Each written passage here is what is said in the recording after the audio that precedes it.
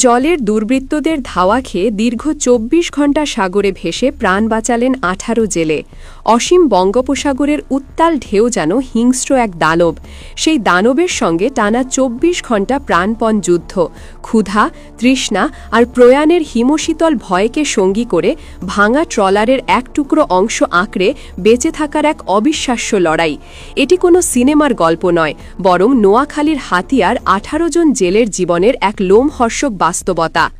১৫ই সেপ্টেম্বর সোমবার বিকেলে যখন চরঈশ্বর বাংলাবাজার ঘাটে দুটি উদ্ধারকারী ট্রলার এসে ভেড়ে, তখন এক হৃদয় বিদারক দৃশ্যের অবতারণা হয়। ক্লান্ত, বিধ্বস্ত কিন্তু প্রাণে বেঁচে ফেরার স্বস্তিতে ভেজা চোখ নিয়ে একে একে নেমে আসেন ১৮ জন জেলে। তাদের স্বজনেরা কান্নায় ভেঙে পড়েন, পরম করুণাময়ের কাছে শুকরিয়া জানান। ফিরে আসা জেলেরা হাতিয়ার জাহাজমারা ইউনিয়নের আমতলী গ্রামের বাসিন্দা। তাদের চোখে মুখে তখনও লেগে আছে গত ২৪ ঘণ্টার বিভীষিকার ছাপ। ঘটনার সূত্রপাত শুক্রবার সকালে। এমভি আবুল কালাম নামের মাছ ধরার ট্রলারটি নিয়ে ১৮ জন জেলে জীবিকার সন্ধানে গভীর সাগরে পাড়ি জমান, কিন্তু তারা জানতেন না তাদের জন্য ওঁত পেতে আছে একদল সশস্ত্র কারবারি। শনিবার বিকেলে হঠাৎই কয়েকটি দ্রুতগতির বোট নিয়ে তাদের ট্রলারকে ঘিরে ফেলে দস্যুরা।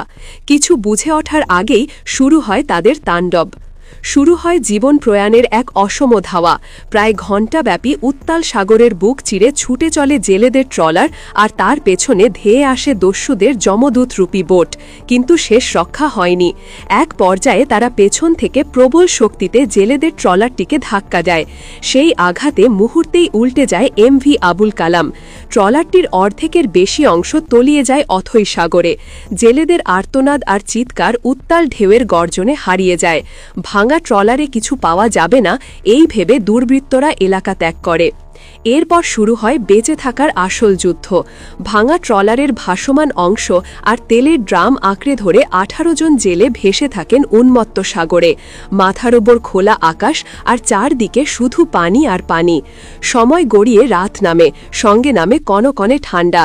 ক্ষুধার যন্ত্রণা, তৃষ্ণায় শুকিয়ে আসা কণ্ঠ আর প্রিয়জনের মুখগুলো বারংবার চোখের সামনে ভেসে উঠছিল। প্রতিটি ঢেউ যেন তাদের ডুবিয়ে দিতে আসছিল, কিন্তু বাঁচার অদম্য ইচ্ছা শক্তি তাদের ভাসিয়ে রাখে। ট্রলারের মালিক কালু মাঝি ঘাটে দাঁড়িয়ে কান্নায় ভেঙে বলেন, আমার কোটি টাকার সম্পদ, আমার সাধের ট্রলারটা চোখের সামনে সাগরে ডুবে গেল। কিন্তু আমি আল্লাহর কাছে হাজার শুকরিয়া জানাই, আমার ১৮ জন জেলে ভাই প্রাণে বেঁচে ফিরেছে। সম্পদের চেয়ে জীবনের দাম অনেক বেশি। টানা ২৪ ঘণ্টা পর তাদের এই অকল্পনীয় দুর্ভাগ্যের অবসান হয়।